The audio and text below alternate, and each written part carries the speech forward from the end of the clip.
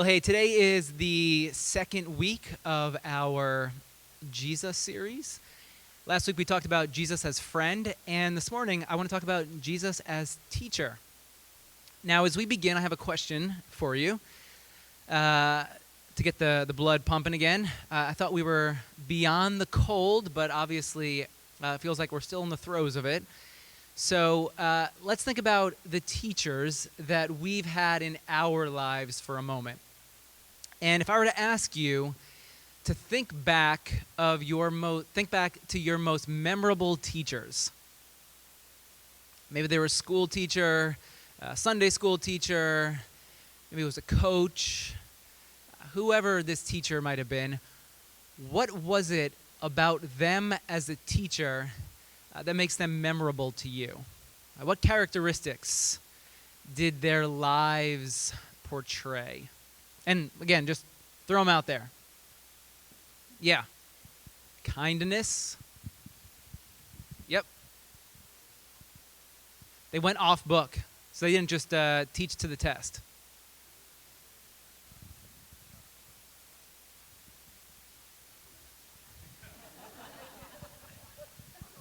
Where was this? Where was I?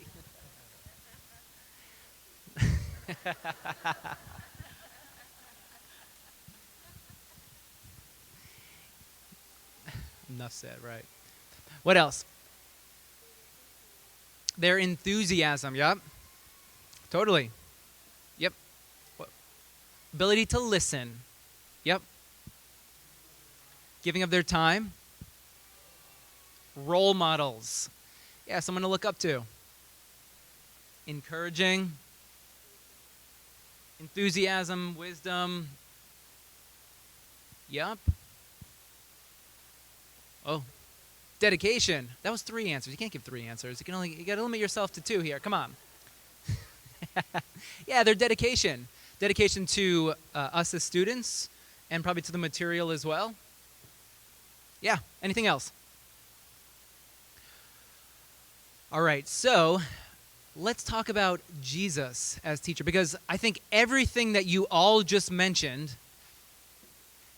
that's who Jesus was. When we read the Gospels, when we think about Jesus as teacher, dedication, he went off book. He had disciples looking at the clouds, enthusiasm, kindness, encouraging.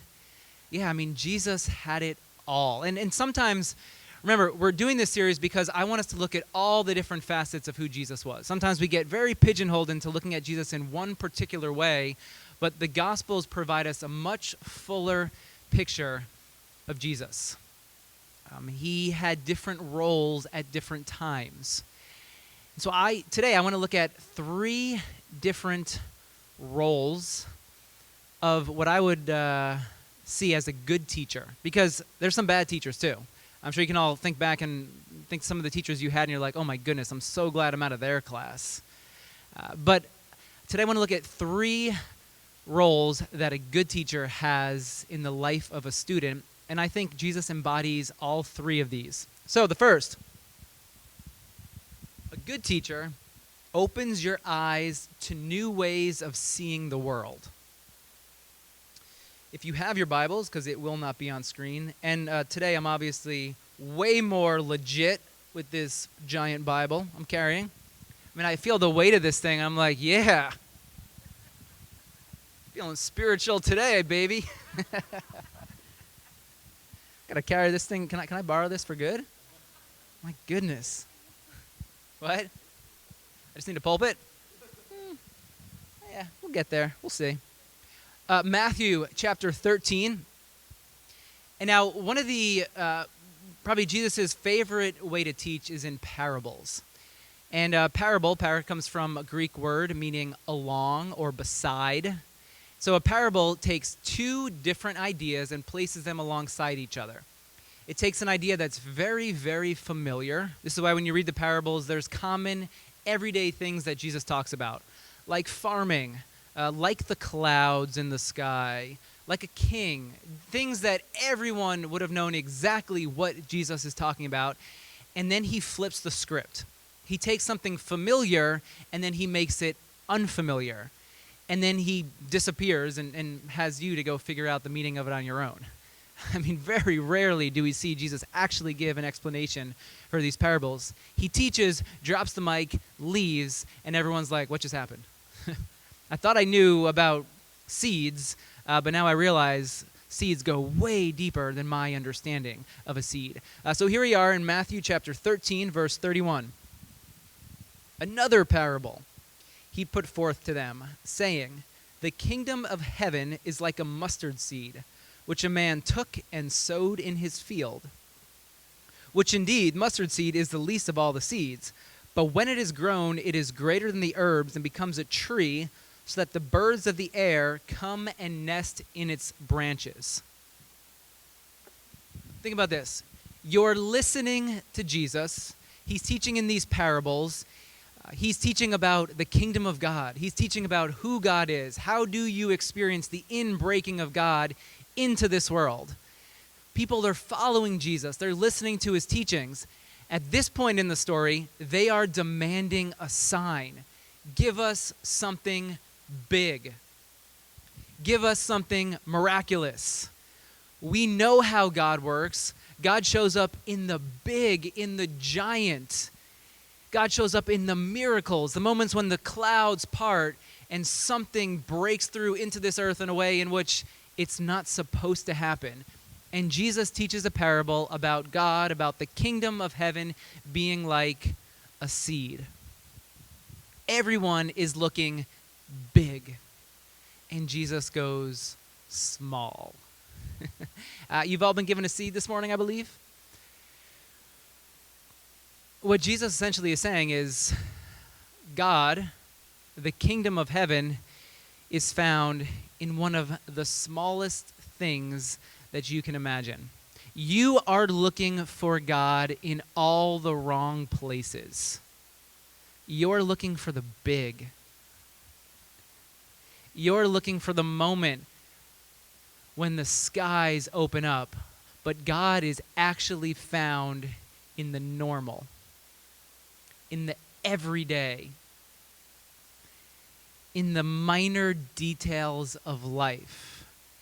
You know, the disciples, Jesus is saying, hey, you guys, you're all looking for God, and you think he's over there or out there, but rather God is right here in front of you in all the normal things you experience throughout the day. Hold that seed up in front of you. Because then Jesus goes and said, hey, this mustard seed, it grows into this massive tree, and then all the birds start perching in this tree. The very small things of your life, that's where the potential is. That's where the life is found. Think about this thing you're holding in your hands. Think about how small it is. But yet, think about, you put that in the ground, you water it a little bit, you give it a couple of weeks, it's going to start growing. The life is found in the normal, everyday moments. We are so busy looking out there, looking for the big. We're moving so fast in life, trying to get the next hit of whatever it is that we want, the thing that keeps us going. And Jesus is like, hey, slow down. Fix your eyes on the small. If you would simply pay attention to your life and the normal routines that you go through, you would find the miraculous right there in those moments. You are demanding a sign. God's already given you a sign. It's right there in front of you. What Jesus is doing when he's teaching this parable, he's offering all the listeners, us included, as we read this now 2,000 years later, a new way to look at the world, a new way to understand God. I mean, sometimes I look around at what religion has become in our culture, what religion has become in our country, and religion sometimes it gets fixated on going as big as you can possibly get. Is that where God is found? Is God found when we keep going and moving as quickly as we possibly can, thinking I got to catch up to God. I got to do more, because if I do more, well, then I'll find God in my doing. And Jesus is like, no, that's not how it works. Actually, you slow things down. You shrink it. That's where God is found. That's where the life is found. When you give it time, when you cultivate patience, you will come to discover all the life that's already right there in your hands. Maybe you need to hold on to that seed this week. And you need it to be a reminder for you to slow it down, to look for God in the small. Stop looking out there and start looking right here in front of you. I guarantee you, the presence of God that you're all desiring, it's already present. It's already there. If we would just breathe, whoa, look at what I already have. Look at how God is already at work. It's a whole new way of seeing the world than this culture of speed and bigness that we exist in. And capturing your attention with are we at 6-second attention span? Is that what we're down to now? Less than a goldfish. 6 seconds. And Instagram we were watching a movie last night. It was made, like the 90s, I think it was. And Steph commented about, oh my goodness, the beginning of these movies in the 90s, they take forever to get to the beginning of the movie. Have you ever noticed this? If you watch an old movie, there's that song in the beginning, all the credits in it. And we're like, this just wouldn't fly these days. And she said, hey, this is the time when we used to go make popcorn. Like, oh, we got like 5 minutes. We'll go make popcorn now before the movie actually starts. There's none of that anymore. It goes right into the movie because your attention span is limited. Jesus is saying, like, hey, mustard seed, grow your attention span and you will come to discover God. Go a little slower and you'll find that God's already right there in front of you. Which then brings us to the second role of a good teacher, is a good teacher invites you deeper into truth. Notice this parable.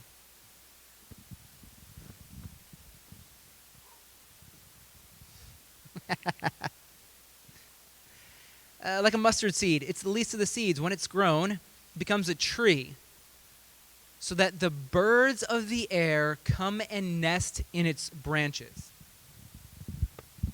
Have you ever thought about that before? Mustard seed becomes a tree so that the birds nest in its branches. Have you ever thought about that phrase?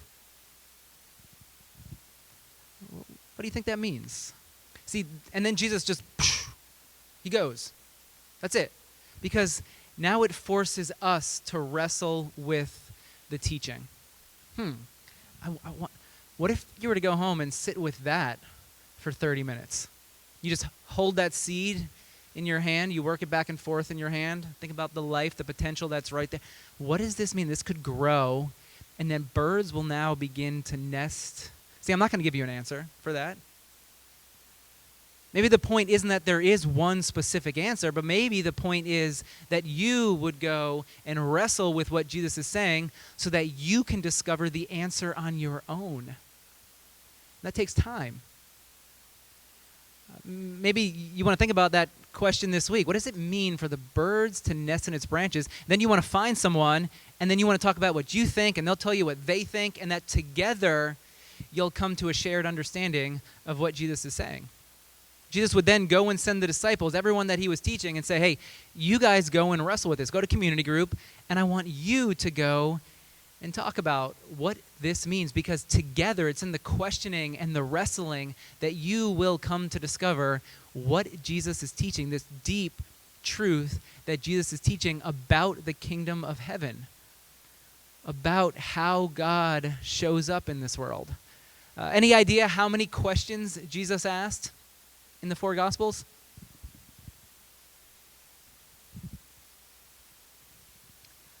Give me a couple thoughts here. How many questions did Jesus ask? What? None? Ooh. Way more.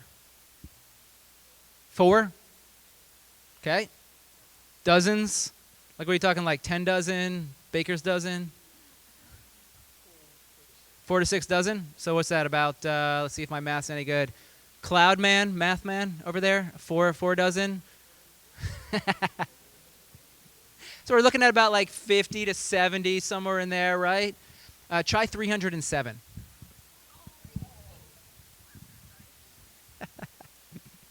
307 questions.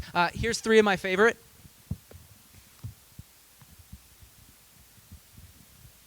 And these are deep questions.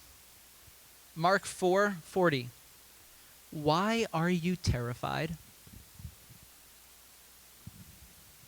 What are you afraid of? Think about that one. Grab a journal. These questions, man, they'll keep you going for the week, for the month. Why? Why are you terrified? What keeps you up at night? What haunts you as you lay there all alone with your thoughts? How about this one? Matthew 20:32. What do you want me to do for you? It's another one that'll keep you going for a while. What do you need Jesus to do in your life? What are you praying for? What are you asking God for? Or this one, Luke 8:30. It's a deep one. What is your name? And not just a thing that's stamped on your birth certificate, but names in the ancient world, they were your identity. Who are you? Who do you believe yourself to be? 307 questions like this. Jesus doesn't provide the answer, but he invites you deeper into truth by having you wrestle with these questions. It's in the wrestling that you will come to discover where God is. Israel, he who wrestles with God. You have a whole nation that's founded on this idea of wrestling with God, because it's in the wrestling where truth is discovered. Jesus as teacher, 307 questions, parable after parable, without giving an answer, but saying, here, this is how you will find truth. And then oftentimes Jesus would ask a question, and then someone would ask a question back at Jesus. Jesus would ask another question, and then the question's like a ping pong game. They go back and forth, because when you come back and you ask a question, well, that shows that you've actually wrestled with it and you've come to an understanding of it. And so now you're asking another question, because that question is now taking you deeper and deeper. There's no end to truth. This is what Jesus is showing. The truth, you begin here, and then Jesus says, hey, truth is endless. There's so many layers to it. And you just peel back one at a time, and you keep discovering more and more about these truths that Jesus is teaching. So a good teacher, what we see Jesus do is first he's opening your eyes to seeing the world in a new way, because sometimes we get stuck, we get limited, we see the world through our perspective, and we can only look at it as if we're a horse with blinders, and then Jesus removes those blinders, and now, the world's not as limited as I once thought it was. It's bigger, it's better, it's more beautiful. And then by question after question, Jesus invites us into deeper ways of experiencing the truth of who God is. And you all know this to be true. You're here this morning because you've had an experience with God. But your first experience with God, you've grown since then. You've learned more. You've seen more things. The journey is endless. This is what Jesus is teaching. Like, you come to this step, but then you realize there's another step, and then another. It's one step at a time, one question at a time. Why do the birds nest in the branches? I'm going to ask you all that next week. Why do the birds nest in the branches? And I hope you all come back with 15 questions each. And then the third role of a good teacher is that a good teacher empowers you. This is Mark chapter 6. Verse 7, Jesus called the 12 to him, and he began to send them out 2 by 2, and he gave them power over unclean spirits. The disciples, the 12, they have been traveling with Jesus for a while. They've been watching. He's invited them into his life, and now he is sending, you've seen how I've done things. I am going to grant you the same power the Spirit has granted. I'm now going to give this to you. You go and do what you've seen me do. And so the 12 go out, and then it continues in verse 30.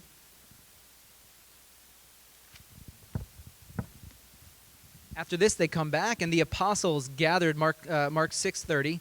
The apostles gathered to Jesus, and they told him all things, both what they had done and what they had taught. It's like, hey, Master, Jesus, we saw you do this, and now we just went and taught this. We saw you cast out unclean spirits. Now we were casting out unclean. Like, it was amazing. And so what does Jesus say? Come aside by yourselves to a deserted place and rest a while. For there were many coming and going, and they didn't even have time to eat. He's like, come on, let's go to Applebee's, guys. Let's go. Because they were going back to debrief and talk about all they'd experienced. Because I guarantee you, they were excited, but there were things that also didn't quite go the way in which they had envisioned. They taught something, people walked away. They were up there teaching, and they forgot about something that Jesus had said, and they're like, I got to go back and ask Jesus that question later.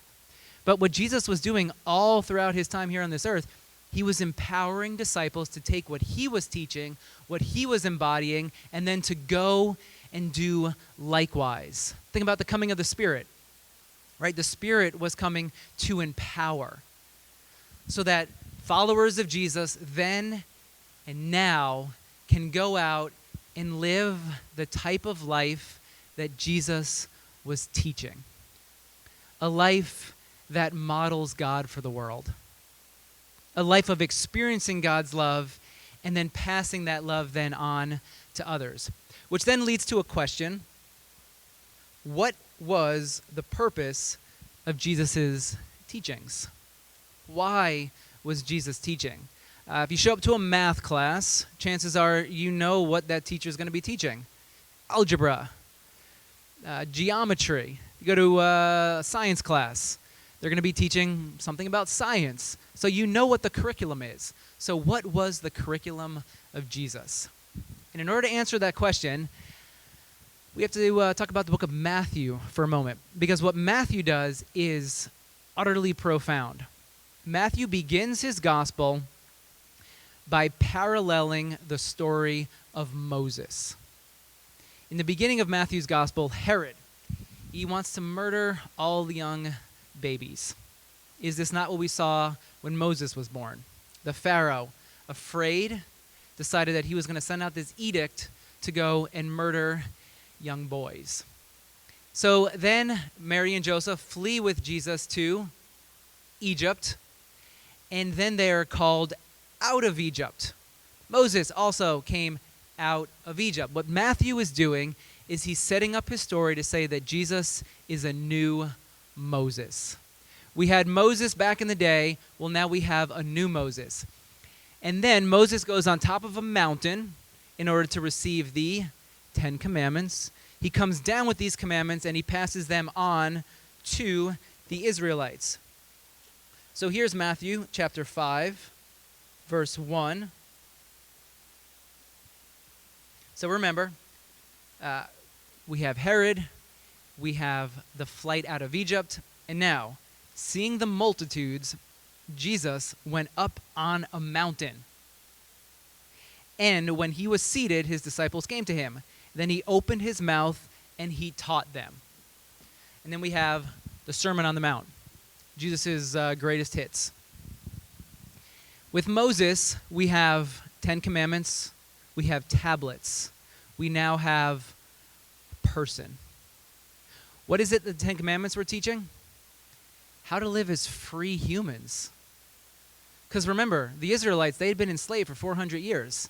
They didn't know how to live as free men and women. They had been told for 400 years how to live their life. They were slaves. Last week, we talked about the movement from servants to friends. The Israelites, before they were released, well, Pharaoh didn't quite really release them, but before they ran into the desert, into the wilderness. Oh, and that's another point too. Before we get to the mountain, Jesus was in the wilderness, which is another Moses experience when he saw that burning bush. So now the Israelites, back to the 10 Commandments, they were taught this is how you live as free men and women. This is how you live into your truest identity. This is exactly what Jesus is teaching. How to live as full humans. How to live into the truest person that God has created us to be. Jesus comes in his full humanity to lead us into our full humanity. We once had tablets, words. We now have a person who's leading and showing us what it looks like to live a life that is deeply connected with God. All of Jesus' teachings were pointed towards that. You want to live a life that's true to how God's created you to be? Watch my example. Live by my teachings. If you follow these commands, you will come to discover the truth in your life. You will come to embody the truth as Jesus embodied the truth. Jesus teaches us how to live into our truest humanity. It's a life of freedom. It's a life of love. It's a life of deep satisfaction as we live into the people that we were meant to be. So that's a bit about Jesus as teacher, opening our eyes to seeing the world in a bigger way, inviting us deeper into truth, and then empowering us to go and take these teachings and live them out in our lives. Let me pray for us.